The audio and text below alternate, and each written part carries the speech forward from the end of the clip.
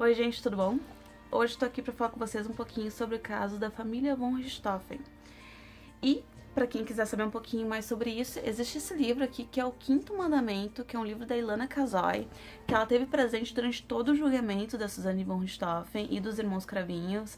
Então, tem muita coisa, tem fotos aqui da reconstituição do dia que a Suzanne e os irmãos estiveram lá para falar tudo que aconteceu, da maneira que aconteceu. Então, é muito bom para quem tem interesse nesse tipo de assunto, para quem quer se aprofundar um pouquinho mais, não só naquela parte onde todo mundo já sabe, que é a parte aí que foi bem divulgada pela mídia comum. Então, bora lá começar.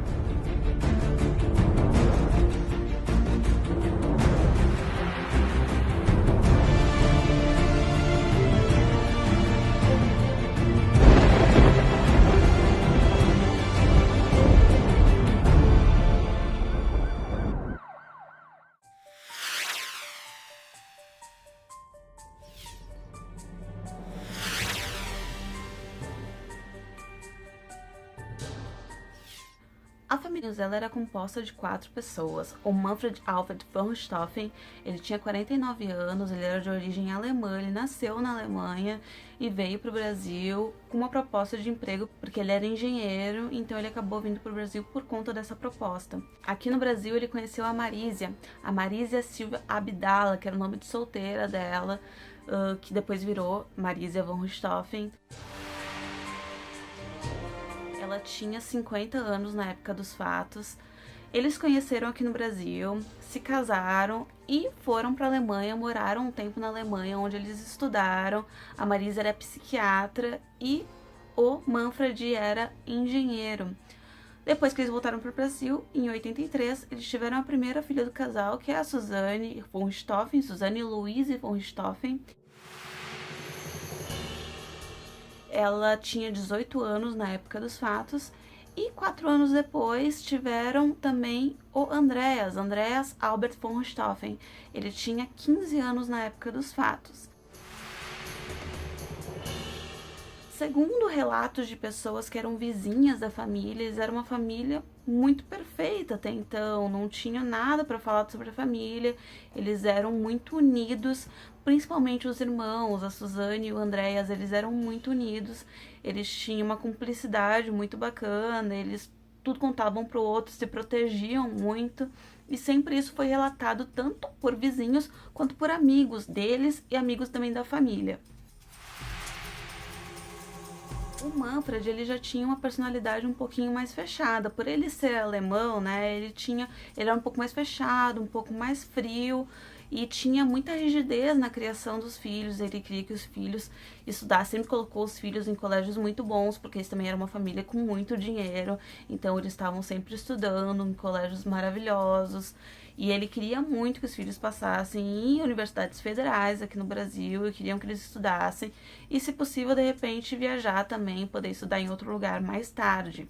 A Marisa, ela já era conhecida como uma pessoa mais extrovertida da família, ela era muito alegre, ela conversava com todo mundo, era muito amiga dos vizinhos, muito companheira do marido, companheira dos filhos.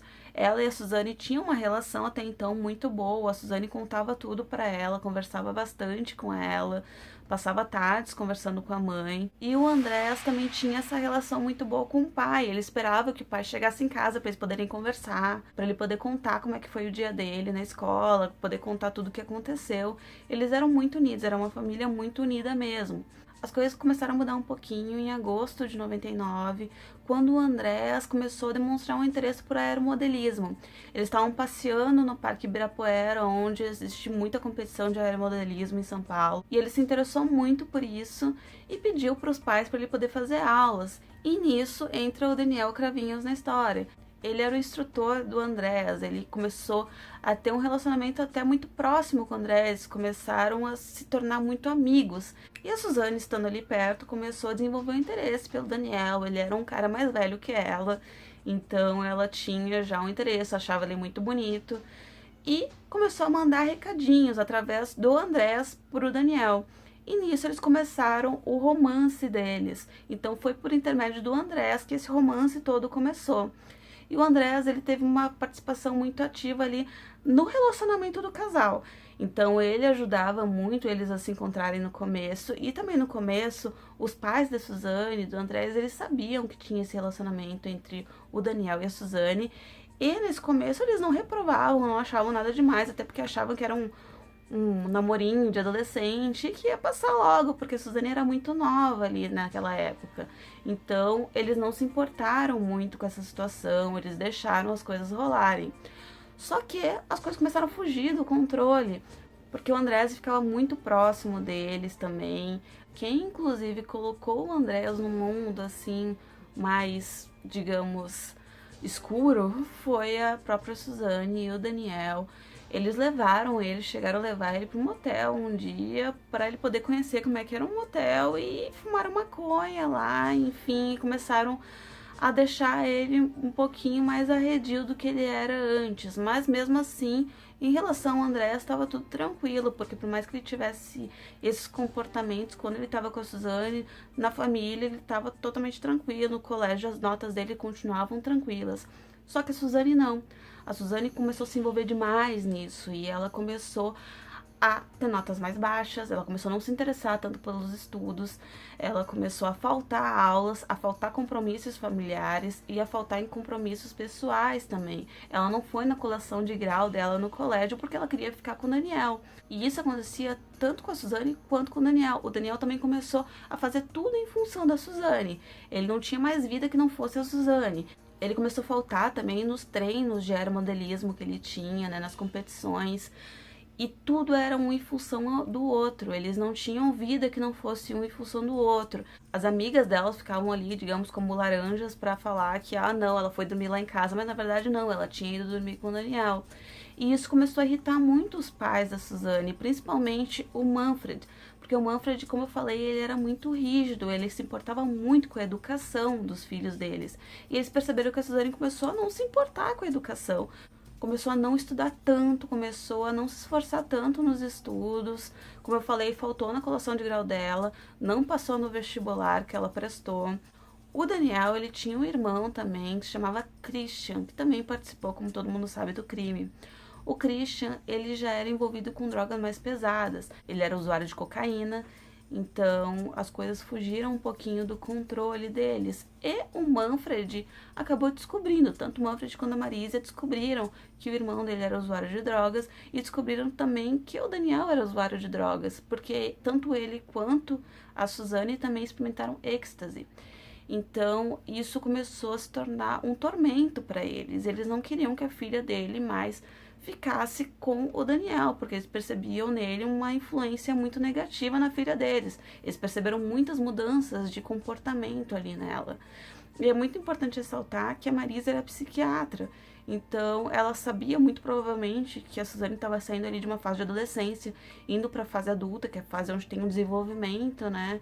Onde a pessoa começa a criar uma personalidade um pouco mais própria, e essa influência não seria tanto positiva na vida da Suzane e também na vida do Andrés, porque o Andrés estava muito envolvido com os dois. Ele era muito amigo do Daniel e acabava também sendo amigo do Christian. As coisas saíram tanto do controle deles que um dia o Manfred descobriu que a Suzane tinha mentido, que tinha ido dormir na casa de uma amiga, e ele foi até a casa do Daniel e fez um escândalo na porta, começou a brigar com o Daniel, a polícia chegou a ser chamada, inclusive, nessa ocasião, os dois trocaram ameaças ali, os dois estavam muito bravos, então foi uma briga bem feia que eles tiveram nesse dia, que foi em abril de 2002, exatamente no mesmo ano que aconteceram os assassinatos.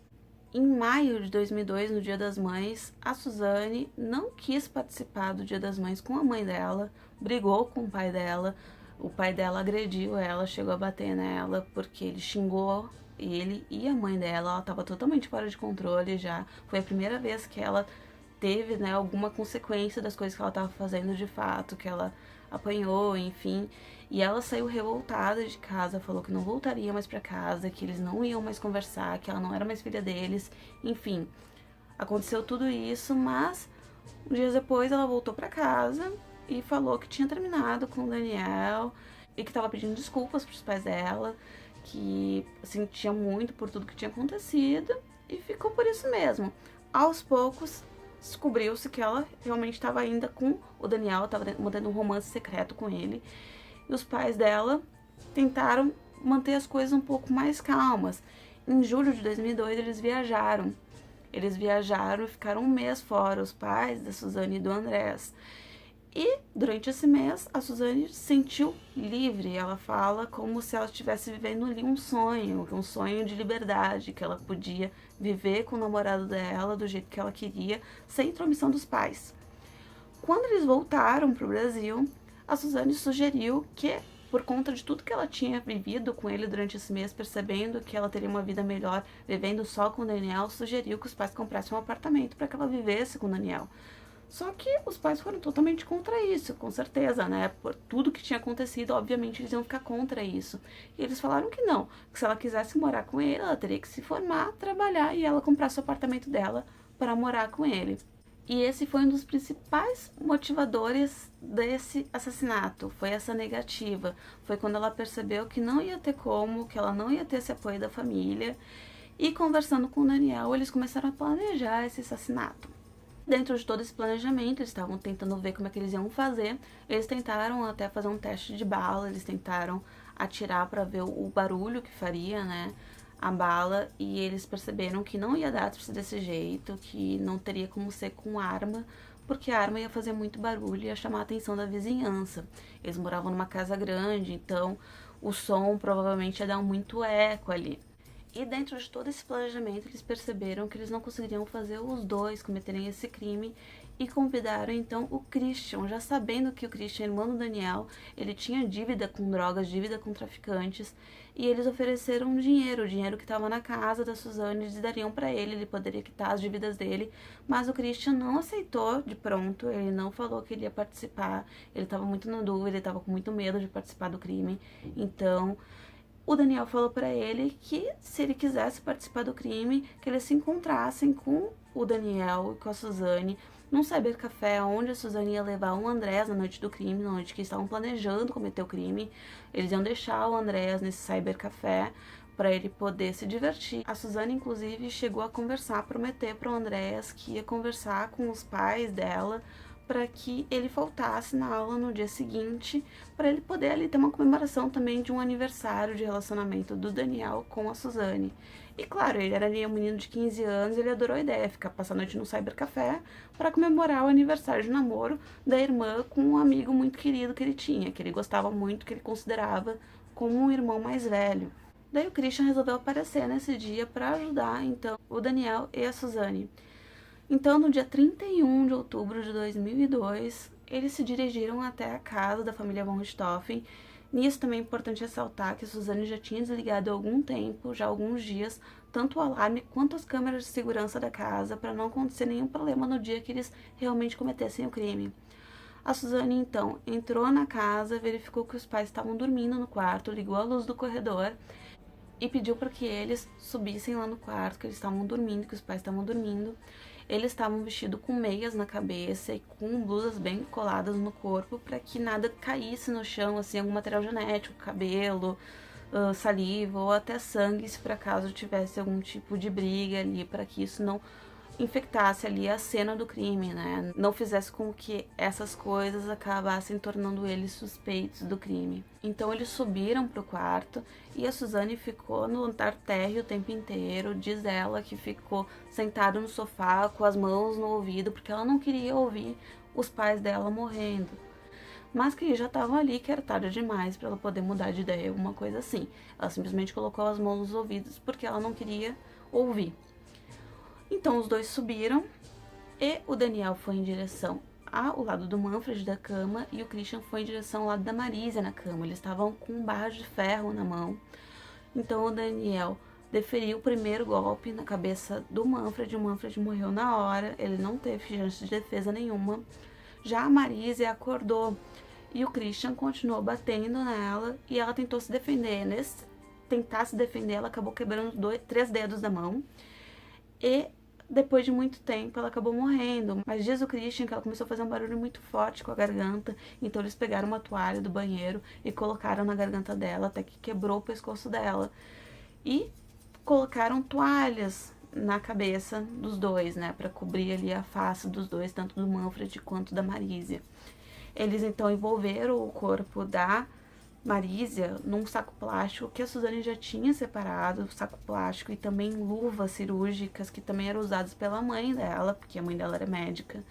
Então ela tinha essas luvas e tentou utilizar essas luvas para que não tivessem também impressões digitais e nada que ligassem ela à cena do crime, principalmente os irmãos, porque impressões digitais, muito provavelmente impressões digitais dela teriam na casa, porque ela morava naquela casa, mas os irmãos não poderiam ter as digitais deles naquele ambiente. Depois eles lavaram as barras de ferro na piscina da casa, na piscina da própria casa da Suzane e dos von Richthofen, e colocaram em sacos plásticos tanto as barras de ferro quanto as roupas que eles estavam utilizando para poder se livrar delas. Eles se dirigiram à casa da avó do Christian, que era onde ele morava, para deixar o Christian lá.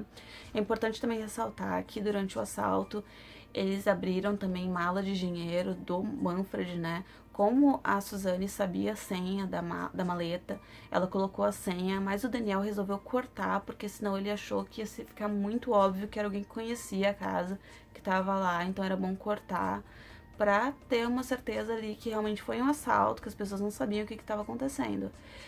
E depois também pegaram joias do cofre e deixaram algumas jogadas assim no chão para tentar simular um assalto. E foram embora. Depois deles deixarem o Christian, eles tentaram continuar o plano deles. Que o plano deles consistia em quê? Em ir a um motel. E lá no motel eles ficaram durante 1 hora, mais ou menos, e pediram nota fiscal no motel.